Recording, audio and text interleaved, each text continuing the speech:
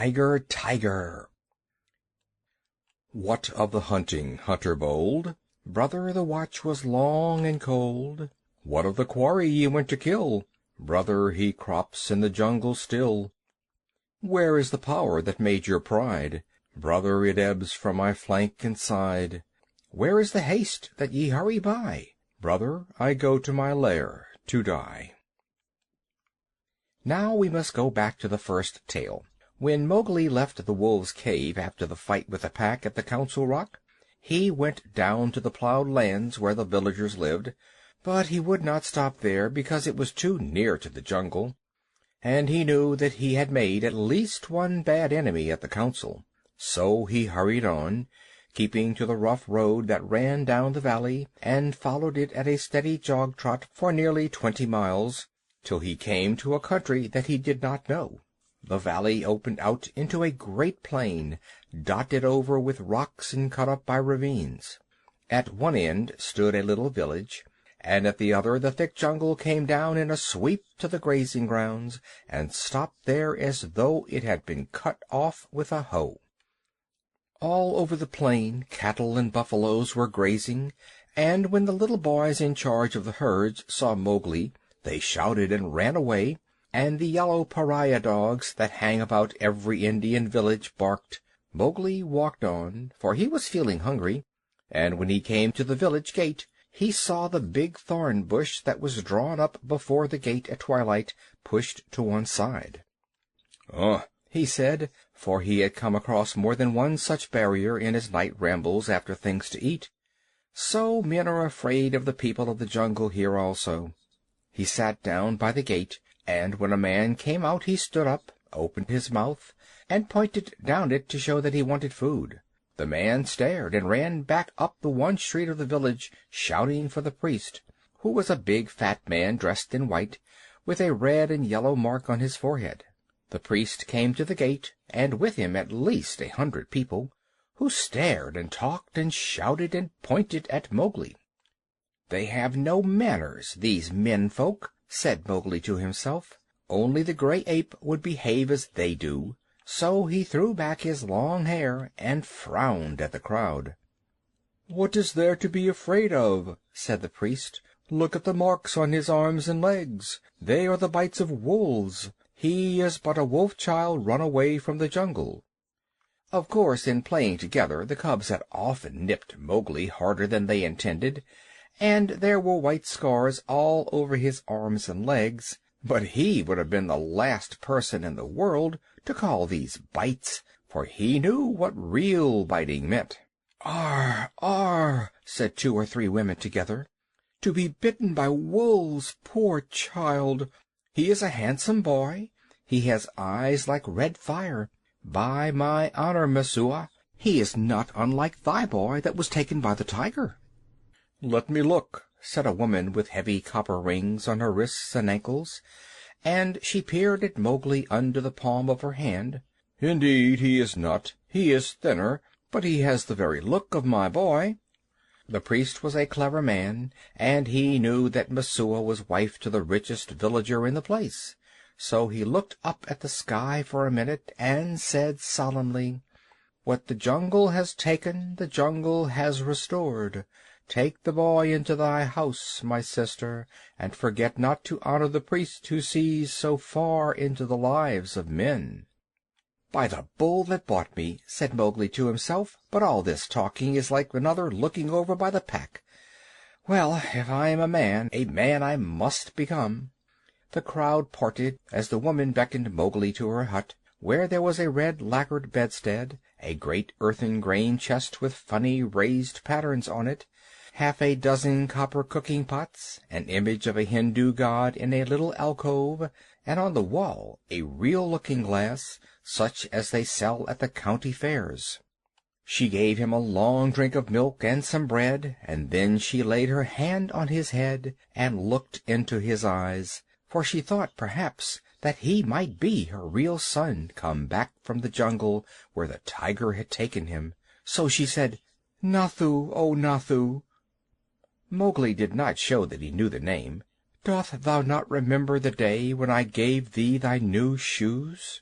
She touched his foot, and it was almost as hard as horn. "No," she said sorrowfully, "those feet have never worn shoes. But thou art very like my Nathoo, and thou shalt be my son." Mowgli was uneasy because he had never been under a roof before, but as he looked at the thatch he saw that he could tear it out any time if he wanted to get away, and that the window had no fastenings. "What is the good of a man," he said to himself at last, "if he does not understand man's talk? Now I am as silly and dumb as a man would be with us in the jungle. I must speak their talk." It was not for fun that he had learned while he was with the wolves, to imitate the challenge of bucks in the jungle and the grunt of the little wild pig. So as soon as Messua pronounced a word, Mowgli would imitate it almost perfectly, and before dark he had learned the names of many things in the hut. There was a difficulty at bedtime, because Mowgli would not sleep under anything that looked so like a panther trap as that hut, and when they shut the door he went through the window. "Give him his will," said Messua's husband. "Remember, he can never till now have slept on a bed. If he is indeed sent in the place of our son, he will not run away." So Mowgli stretched himself in some long clean grass at the edge of the field, but before he had closed his eyes a soft gray nose poked him under the chin. "Phew!" said Gray Brother. He was the eldest of Mother Wolf's cubs. "This is a poor reward for following thee 20 miles. Thou smellest of wood smoke and cattle, altogether like a man already. Wake, little brother, I bring news." "Are all well in the jungle?" said Mowgli, hugging him. "All except the wolves that were burned with the Red Flower. Now listen. Shere Khan has gone away to hunt far off till his coat grows again, for he is badly singed.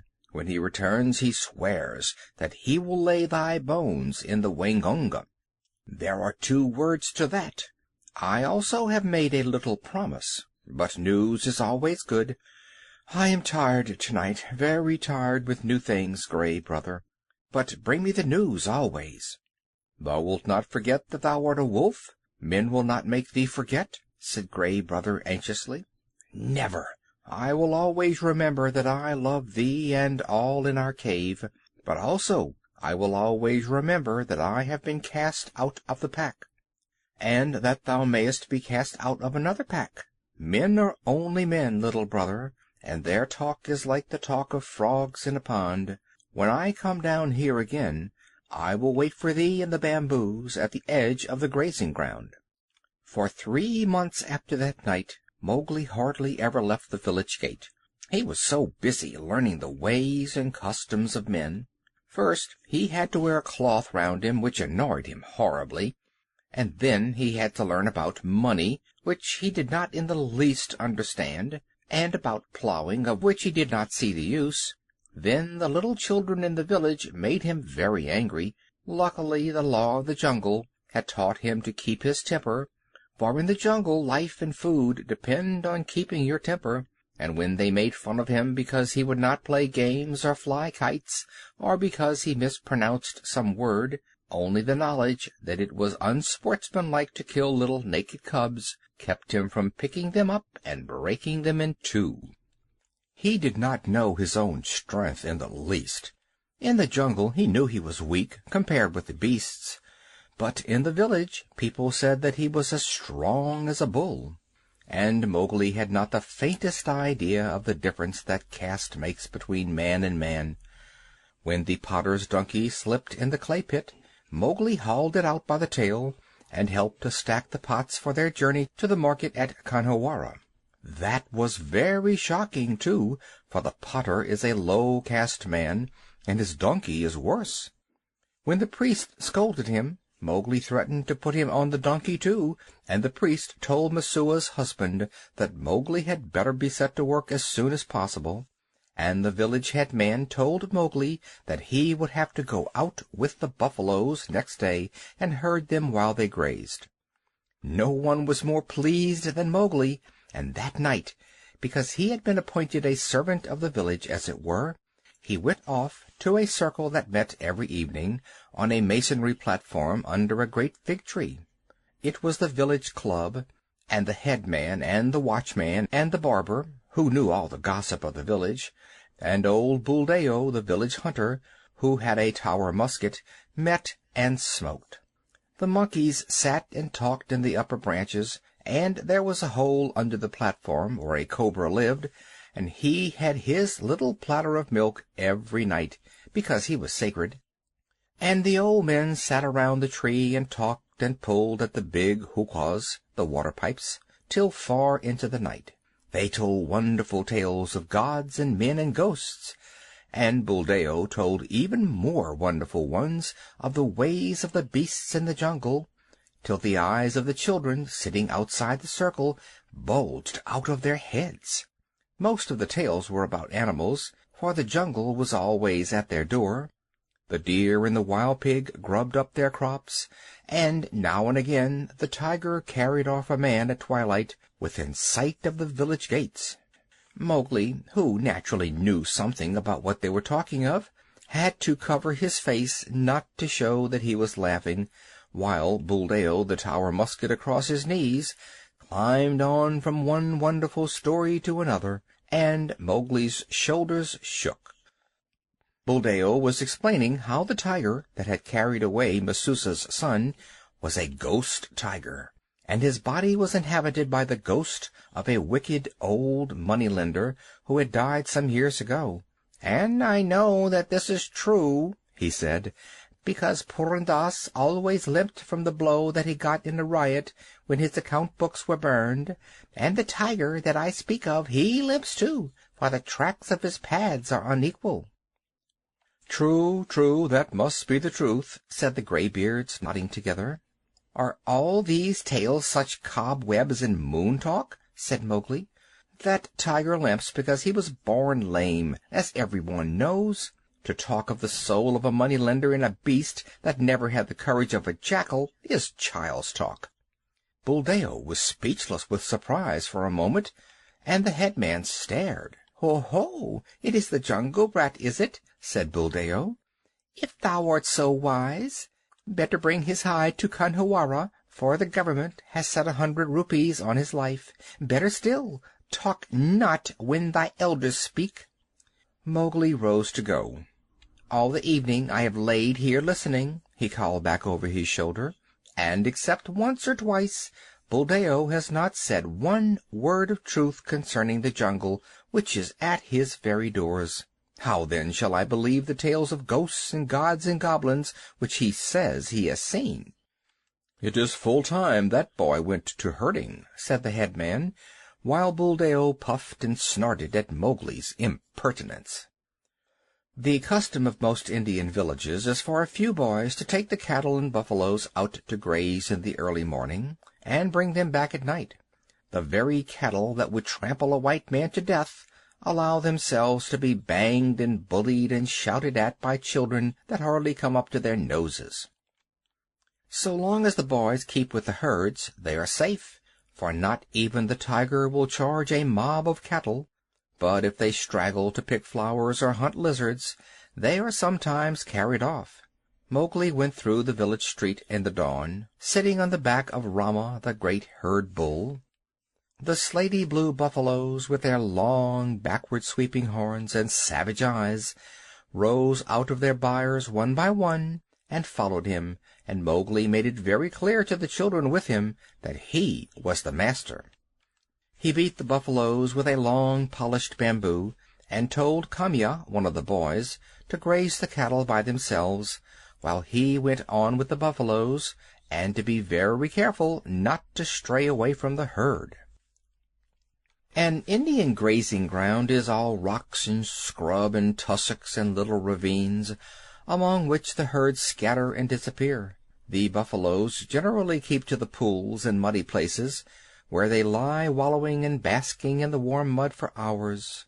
Mowgli drove them on to the edge of the plain, where the Waingunga came out of the jungle. Then he dropped from Rama's neck, trotted off to a bamboo clump, and found Gray Brother. "Ah," said Gray Brother, "I have waited here very many days." What is the meaning of this cattle-herding work?" "It is an order," said Mowgli. "I am a village herd for a while. What news of Shere Khan?" "He has come back to this country, and has waited here a long time for thee. Now he has gone off again, for the game is scarce. But he means to kill thee." "Very good," said Mowgli. "So long as he is away, do thou or one of the four brothers sit on that rock, so that I can see thee as I come out of the village. When he comes back, wait for me in the ravine by the dahak tree in the center of the plain. We need not walk into Shere Khan's mouth." Then Mowgli picked out a shady place and lay down and slept, while the buffaloes grazed round him. Herding in India is one of the laziest things in the world. The cattle move and crunch and lie down and move on again, and they do not even low. They only grunt, and the buffaloes very seldom say anything, but get down into the muddy pools, one after another, and work their way into the mud till only their noses and staring china-blue eyes show above the surface, and then they lie like logs.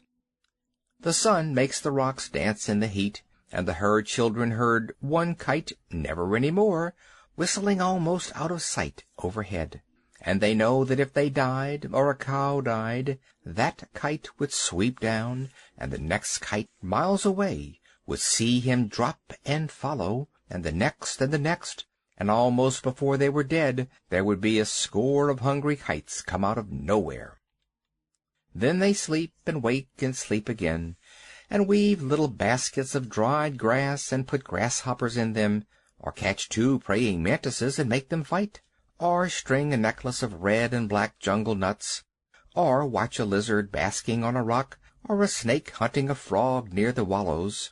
Then they sing long, long songs with odd native quavers at the end of them, and the day seems longer than most people's whole lives, and perhaps they make a mud castle with mud figures of men and horses and buffaloes, and put reeds into the men's hands, and pretend that they are kings and the figures are their armies, or that they are gods to be worshipped.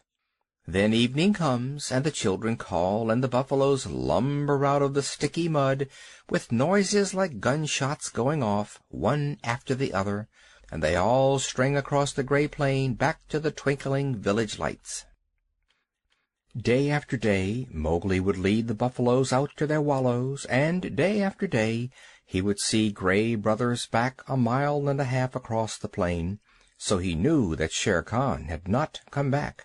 And day after day he would lie on the grass listening to the noises round him and dreaming of old days in the jungle. If Shere Khan had made a false step with his lame paw up in the jungles by the Waingunga, Mowgli would have heard him in those long, still mornings. At last a day came when he did not see Gray Brother at the signal place, and he laughed and headed the buffaloes for the ravine by the dahak tree, which was all covered with golden red flowers. There sat Gray Brother, every bristle on his back lifted. "He has hidden for a month to throw thee off thy guard. He crossed the ranges last night with Tabaqui, hot-foot on thy trail," said the wolf, panting. Mowgli frowned. "I am not afraid of Shere Khan, but Tabaqui is very cunning." "Have no fear," said Gray Brother, licking his lips a little. "I met Tabaqui in the dawn. Now he is telling all his wisdom to the kites, but he told me everything before I broke his back. Shere Khan's plan is to wait for thee at the village gate this evening, for thee and for no one else. He is lying up now in the big dry ravine of the Waingunga." "Has he eaten to-day, or does he hunt empty?" said Mowgli, for the answer meant life and death to him. "He killed at dawn a pig, and he has drunk too. Remember, Shere Khan could never fast, even for the sake of revenge." "Oh, fool, fool! What a cub's cub it is! Eaten and drunk too, and he thinks that I shall wait till he has slept. Now where does he lie up? If there were but 10 of us, we might pull him down as he lies. These buffaloes will not charge unless they wind him, and I cannot speak their language. Can we get behind his track so that they may smell it?" "He swam far down the Waingunga to cut that off," said Gray Brother. "Tabaqui told him that, I know. He would never have thought of it alone." Mowgli stood with his finger in his mouth, thinking. "The big ravine of the Waingunga, that opens out on the plain, not half a mile from here. I can take the herd round through the jungle to the head of the ravine, and then sweep down. But he would slink out at the foot. We must block that end. Gray Brother, canst thou cut the herd in two for me?" "Not I, perhaps, but I have brought a wise helper." Gray Brother trotted off and dropped into a hole. Then there lifted up a huge gray head that Mowgli knew well, and the hot air was filled with the most desolate cry of all the jungle, the hunting howl of a wolf at midday. "Akela! Akela!" said Mowgli, clapping his hands. "I might have known that thou wouldst not forget me. We have a big work in hand. Cut the herd in two, Akela. Keep the cows and calves together, and the bulls and the plough buffaloes by themselves." The two wolves ran, ladies' chain fashion, in and out of the herd, which snorted and threw up its head, and separated into two clumps. In one the cow buffaloes stood with their calves in the center, and glared and pawed, ready, if a wolf would only stay still, to charge down and trample the life out of him. In the other, the bulls and the young bulls snorted and stamped, but though they looked more imposing, they were much less dangerous, for they had no calves to protect. No 6 men could have divided the herd so neatly. "What orders?" panted Akela. "They are trying to join again." Mowgli slipped on to Rama's back. "Drive the bulls away to the left, Akela. Gray Brother, when we are gone, hold the cows together and drive them to the foot of the ravine." "How far?" said Gray Brother, panting and snapping. "Till the sides are higher than Shere Khan can jump," shouted Mowgli. "Keep them there till we come down." The bulls swept off as Akela bayed, and Gray Brother stopped in front of the cows. They charged down on him, and he ran just before them to the foot of the ravine, as Akela drove the bulls far to the left. "Well done! Another charge, and they are fairly started. Careful now, careful, Akela. A snap too much, and the bulls will charge. Hujah! This is wilder work than driving Black Buck. Didst thou think these creatures could move so swiftly?" Mowgli called. I have hunted these, too, in my time," gasped Akela in the dust. "Shall I turn them into the jungle?" "Aye, swiftly turn them. Rama is mad with rage. Oh, if I could only tell him what I need of him today!" The bulls were turned to the right this time, and crashed into the standing thicket. The other herd children, watching with the cattle half a mile away, hurried to the village as fast as their legs could carry them, crying that the buffaloes had gone mad and run away. But Mowgli's plan was simple enough. All he wanted to do was to make a big circle uphill and get at the head of the ravine, and then take the bulls down it and catch Shere Khan between the bulls and the cows. For he knew that after a meal and a full drink Shere Khan would not be in any condition to fight or to clamber up the sides of the ravine. He was soothing the buffaloes now by voice, and Akela had dropped far to the rear, only whimpering once or twice to hurry the rear guard. It was a long, long circle, for they did not wish to get too near the ravine and give Shere Khan warning. At last Mowgli rounded up the bewildered herd at the head of the ravine on a grassy patch that sloped steeply down to the ravine itself. From that height you could see across the tops of the trees down to the plain below, but what Mowgli looked at was the sides of the ravine, and he saw with a great satisfaction that they ran nearly straight up and down, while the vines and creepers that hung over them would give no foothold to a tiger who wanted to get out. "Let them breathe, Akela," he said, holding up his hand. "They have not winded him yet. Let them breathe. I must tell Shere Khan who comes. We have him in the trap." He put his hands to his mouth and shouted down the ravine. It was almost like shouting down a tunnel, and the echoes jumped from rock to rock. After a long time there came back the drawling, sleepy snarl of a full-fed tiger just wakened. "Who calls?" said Shere Khan, and a splendid peacock fluttered up out of the ravine, screeching. "Hi! Mowgli! Cattle thief, it is time to come to the Council Rock. Down! Hurry them down, Akela! Down, Rama, down!" The herd paused for an instant at the edge of the slope, but Akela gave tongue in the full hunting yell, and they pitched over one after the other, just as steamers shoot rapids. The sand and stones spurted up round them. Once started, there was no chance of stopping, and before they were fairly in the bed of the ravine, Rama winded Shere Khan and bellowed. "Ha! Ha!" said Mowgli on his back. "Now thou knowest."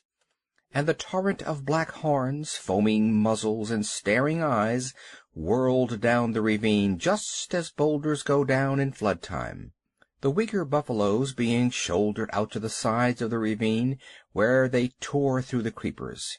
They knew what the business was before them, the terrible charge of the buffalo herd, against which no tiger can hope to stand. Shere Khan heard the thunder of their hoofs, picked himself up, and lumbered down the ravine, looking from side to side for some way of escape, but the walls of the ravine were straight up, and he had to hold on, heavy with his dinner and his drink, willing to do anything rather than fight. The herd splashed through the pool he had just left, bellowing till the narrow cut rang. Mowgli heard an answering bellow from the foot of the ravine, saw Shere Khan turn. The tiger knew if the worst came to the worst, it was better to meet the bulls than the cows with their calves.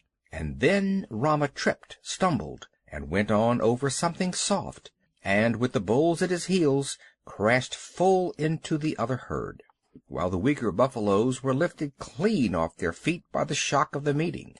That charge carried both herds out into the plain, goring and stamping and snorting. Mowgli watched his time and slipped off Rama's neck, laying about him right and left with his stick. "Quick, Akela! Break them up! Scatter them, or they will be fighting one another!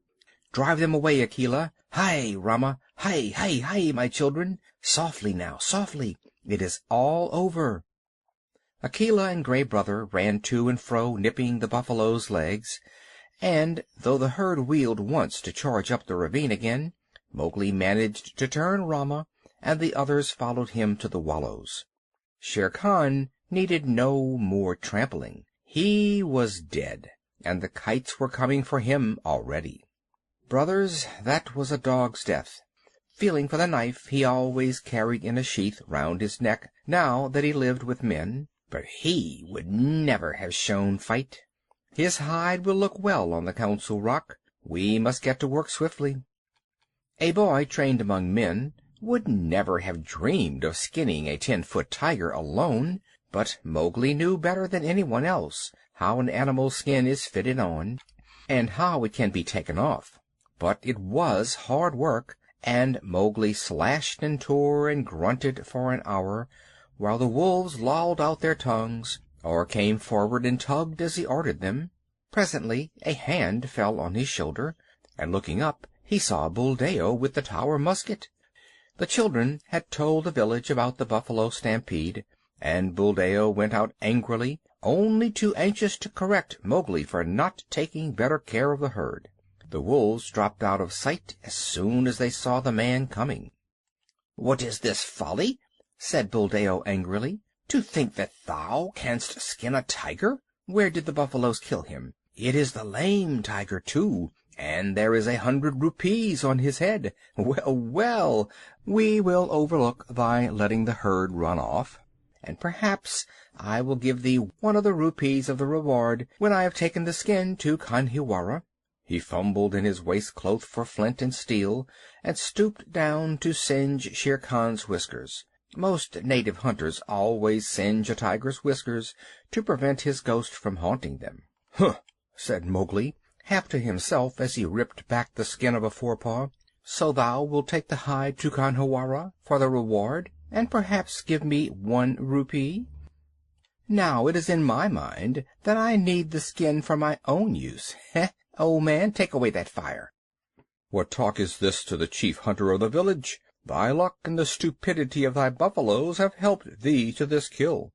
The tiger has just fed, or he would have gone 20 miles by this time. Thou canst not even skin him properly, little beggar brat, and forsooth I, Buldeo, must be told not to singe his whiskers? Mowgli, I will not give thee 1 anna of the reward, but only a very big beating. Leave the carcass." "By the bull that bought me," said Mowgli, who was trying to get at the shoulder, "must I stay babbling to an old ape all noon? Here, Akela, this man plagues me." Buldeo, who was stooping over Shere Khan's head, found himself sprawling on the grass, with a gray wolf standing over him, while Mowgli went on skinning as though he were alone in all India. "Yes," he said between his teeth, "thou art altogether right, Buldeo. Thou wilt never give me 1 anna of the reward. There is an old war between this lame tiger and myself, a very old war, and I have won." To do Buldeo justice, if he had been 10 years younger, he would have taken his chance with Akela, had he met the wolf in the woods. But a wolf who obeyed the orders of this boy, who had private wars with man-eating tigers, was not a common animal. It was sorcery, magic of the worst kind, thought Buldeo, and he wondered whether the amulet round his neck would protect him. He lay as still, expecting every minute to see Mowgli turn into a tiger too. "Maharajah, great king," he said at last in a husky whisper. "Yes," said Mowgli, without turning his head, chuckling a little. "I am an old man. I did not know that thou wast anything more than a herdsboy. May I rise up and go away, or wilt thy servant tear me to pieces?" "Go, and peace go with thee. Only another time do not meddle with my game. Let him go, Akela." Buldeo hobbled away to the village as fast as he could, looking back over his shoulder in case Mowgli should change into something terrible. When he got to the village, he told a tale of magic and enchantment and sorcery that made the priest look very grave. Mowgli went on with his work, but it was nearly twilight before he and the wolves had drawn the great gay skin clear of the body. "Now we must hide this and take the buffaloes home. Help me herd them, Akela." The herd rounded up in the misty twilight, and when they got near the village, Mowgli saw lights and heard the conches and bells in the temple blowing and banging. Half the village seemed to be waiting for him by the gate. "That is because I have killed Shere Khan," he said to himself. But a shower of stones whistled about his ears, and the villagers shouted, "Sorcerer! Wolf's brat! Jungle demon! Go away! Get hence quickly, or the priest will turn thee into a wolf again. Shoot, Buldeo, shoot!" The old tower musket went off with a bang, and a young buffalo bellowed in pain. "More sorcery!" shouted the villagers. "He can turn bullets! Buldeo, that was thy buffalo." "Now what is this?" said Mowgli, bewildered, as the stones flew thicker. "They are not unlike the Pack, these brothers of thine," said Akela, sitting down composedly. "It is in my head that, if bullets mean anything, they would cast thee out." "Wolf! Wolf's cub! Go away!" shouted the priest, waving a sprig of the sacred tulsi plant. "Again? Last time it was because I was a man. This time it is because I am a wolf. Let us go, Akela." A woman, it was Messua, ran across to the herd and cried, "Oh, my son, my son! They say thou art a sorcerer who can turn himself into a beast at will. I do not believe, but go away or they will kill thee. Buldeo says thou art a wizard, but I know that thou hast avenged Nathu's death." "Come back, Messua!" shouted the crowd. "Come back, or we will stone thee." Mowgli laughed a little, short, ugly laugh, for a stone had hit him in the mouth. "Run back, Messua! This is one of the foolish tales they tell under the big tree at dusk. I have at least paid for thy son's life. Farewell, and run quickly, for I shall send the herd in more swiftly than their brickbats. I am no wizard, Messua. Farewell." "Now once more, Akela," he cried, "bring the herd in." The buffaloes were anxious enough to get to the village. They hardly needed Akela's yell, but charged through the gate like a whirlwind, scattering the crowd right and left. "Keep count!" shouted Mowgli scornfully. "It may be that I have stolen one of them. Keep count, for I will do your herding no more. Fare you well, children of men, and thank Messua that I do not come in with my wolves and hunt you up and down your street." He turned on his heel and walked away with the lone wolf, and as he looked up at the stars he felt happy. "No more sleeping in traps for me, Akela. Let us get Shere Khan's skin and go away. No, we will not hurt the village, for Messua was kind to me." When the moon rose over the plain, making it look all milky, the horrified villagers saw Mowgli, with 2 wolves at his heels and a bundle on his head, trotting across at the steady wolf's trot that eats up the long miles like fire.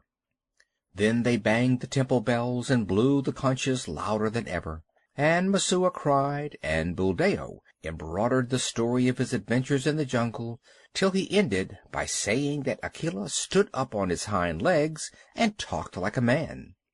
The moon was just going down when Mowgli and the 2 wolves came to the hill of the Council Rock, and they stopped at Mother Wolf's cave. "They have cast me out from the Man Pack, Mother," shouted Mowgli, "but I come with the hide of Shere Khan to keep my word." Mother Wolf walked stiffly from the cave with the cubs behind her, and her eyes glowed as she saw the skin. "I told him on that day when he crammed his head and shoulders into this cave, hunting for thy life, little frog. I told him that the hunter would be the hunted. It is well done." "Little brother, it is well done," said a deep voice in the thicket. "We are lonely in the jungle without thee." And Bagheera came running to Mowgli's bare feet. They clambered up the Council Rock together, and Mowgli spread the skin out on the flat stone where Akela used to sit, and pegged it down with 4 slivers of bamboo, and Akela lay down upon it and called the old call to the council. "Look! Look well, O wolves!" exactly as he had called when Mowgli was first brought there. Ever since Akela had been deposed, the pack had been without a leader, hunting and fighting at their own pleasure, but they answered the call from habit, and some of them were lame from the traps they had fallen into, and some limped from shot wounds, and some were mangy from eating bad food, and many were missing. But they came to the Council Rock, all that were left of them, and saw Shere Khan's striped hide on the rock, and the huge claws dangling at the end of the empty, dangling feet. It was then that Mowgli made up a song that came up into his throat all by itself, and he shouted it aloud, leaping up and down on the rattling skin, and beating time with his heels till he had no more breath left, while Gray Brother and Akela howled between the verses. "Look well, O wolves! Have I kept my word?" said Mowgli, and the wolves bayed, "Yes!" and one tattered wolf howled, "Lead us again, O Akela! Lead us again, O Man cub! For we be sick of this lawlessness, and we would be the free people once more." "Nay," purred Bagheera, "that may not be. When ye are full fed, the madness may come upon you again. Not for nothing are ye called the Free People. Ye fought for freedom, and it is yours. Eat it, O wolves." "Man Pack and Wolf Pack have cast me out," said Mowgli. "Now I will hunt alone in the jungle." "And we will hunt with thee," said the 4 cubs. So Mowgli went away and hunted with the 4 cubs in the jungle from that day on, but he was not always alone.